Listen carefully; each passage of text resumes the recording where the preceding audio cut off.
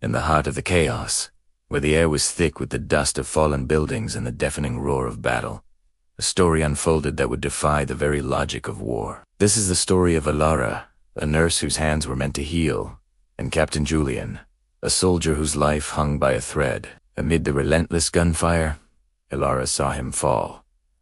It wasn't just another soldier. Something in her spirit called out. Ignoring the cries of her colleagues to take cover, she ran, weaving through the treacherous landscape of the battlefield, driven by an instinct she couldn't explain. Reaching his side, she found him barely conscious, his uniform stained with the grim reality of his wound. Their eyes met for a fleeting moment. In his, she saw not the hardened soldier she expected, but a flicker of vulnerability, a silent player. And in hers, he saw a beacon of hope in a world consumed by darkness. What began as a sworn duty to save a life was blossoming into something far more profound, something the world, in its cynical understanding of conflict, would never comprehend. This wasn't just a rescue. It was the birth of a connection forged in the crucible of war. Working with frantic precision, Alara staunched the bleeding, her medical training taking over. But beneath the professional calm, her heart raced. Every touch was more than just a medical procedure. It was a silent promise. She whispered words of encouragement, not just to him, but to herself, praying for a strength she didn't know she possessed. Julian, drifting in and out of consciousness, clung to the sound of her voice. It was his anchor in a sea of pain and chaos. He didn't know her name, but in that moment, she was his entire world. The journey back to the makeshift field hospital was a grueling ordeal. With the help of 2 other medics, they carried Julian on a stretcher, every step a gamble. Shells exploded nearby, shaking the very ground beneath them. Through it all, Alara never left his side. She held his hand, her grip firm and reassuring. It was a simple gesture, yet it spoke volumes. It said, "I am here. You are not alone."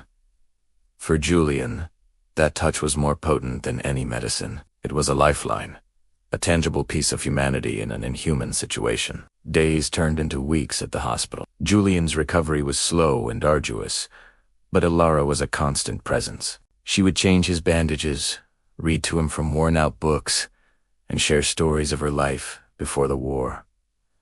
A life filled with sunshine and simple joys. He, in turn, told her about his dreams, his family, and the man he was beyond the uniform. In the quiet moments, between the groans of the wounded and the distant rumble of artillery, they built a world of their own, a sanctuary of shared words and understanding smiles. Their bond became the subject of whispers among the other nurses and soldiers. Some saw it as a beautiful, albeit fleeting, romance born from tragedy. Others, more jaded by the war, saw it as a foolish attachment, a dangerous distraction. But Alara and Julian paid them no mind. What they had was too precious, too real, to be defined by the opinions of others. It wasn't about the grand, sweeping declarations of love seen in movies. It was in the small things. The way he'd desaved his meager ration of chocolate for her. The way she'd find an extra blanket for him on a cold night. One evening, as the sun set, painting the sky in hues of orange and purple, Julian was finally strong enough to sit up on his own. He looked at Alara, his eyes clear and full of an emotion that made her breath catch. "You saved me," he said, his voice raspy but firm, in more ways than one. Alara simply smiled, her heart swelling.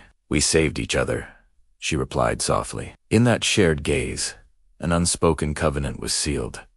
They were no longer just a nurse and a captain. They were Julian and Alara, 2 souls intertwined by fate. As Julian regained his strength, the inevitable reality of their situation began to loom. He was a captain, and his duty was to return to the front. The thought of their separation was a physical ache for both of them. They had found paradise in the middle of hell, and now it was being threatened. They spent the remaining time together soaking in every moment, memorizing every detail of each other's faces, etching the sound of each other's laughter into their memories. They walked through the ruined gardens behind the hospital, finding beauty in the resilient flowers that pushed through the rubble, a metaphor for their own love. The day of his departure arrived like a storm cloud. The air was heavy with unspoken words. At the transport truck, surrounded by the hustle and bustle of deploying soldiers, they stood apart, locked in their own private bubble. Julian took her hands in his. "I don't know what the future holds," he began, his voice thick with emotion. "But I want you to know that what we have, it's the truest thing in my life. I will come back for you, Elara. I promise." He pressed a small, worn compass into her palm. "So you'll always know the way back to me." Tears streamed down Elara's face, but she nodded, her resolve firm. "And I'll be waiting," she whispered, clutching the compass tightly. "Be safe, Julian." He leaned in and kissed her forehead, a tender, lingering gesture that held all the love and fear and hope they couldn't put into words. And then he was gone. Another soldier, swallowed by the war machine. Elara stood there long after the truck disappeared, the cold metal of the compass, a tangible link to the man who had captured her heart. The following months were an agony of waiting. The war raged on, fiercer than ever. News from the front was scarce and often grim. Elara threw herself into her work, her hands healing others, while her own heart ached with uncertainty. Every new convoy of wounded brought a fresh wave of fear. She would scan the faces, praying not to see his. The compass became her talisman. In moments of despair, she would hold it, its needle quivering, and remember his promise. It was her symbol of hope, her belief that love could and would endure even the darkest of times. Then, one day, a letter arrived. It was battered and smudged, but his handwriting was unmistakable.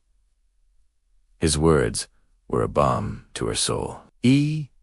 Was Aliv. He wrote of the brutal conditions, but also of his unwavering thoughts of her. He described how her memory was his shield, her voice his solace during the long, terrifying nights. He ended the letter with a simple phrase, "Yours, always."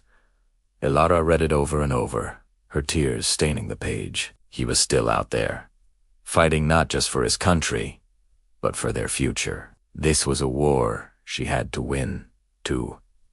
So this story isn't just about a romance. It's a testament to the resilience of the human spirit. It's about finding light in the darkest of places and holding on to hope when all seems lost. The story of the nurse and the captain reminds us that the most powerful connections are often forged in the most unlikely of circumstances, proving that love, in its purest form, is the one force that war can never truly conquer. Their tale became a quiet legend, a whispered story of courage, sacrifice, and a love that defied a world at war. Thank you so much for joining us on this incredible journey today. If this story moved you, please hit that like button and subscribe to our channel for more tales that touch the heart. Don't forget to ring the notification bell so you never miss an update. We'd love to hear your thoughts in the comments below. Until next time, stay in spirit.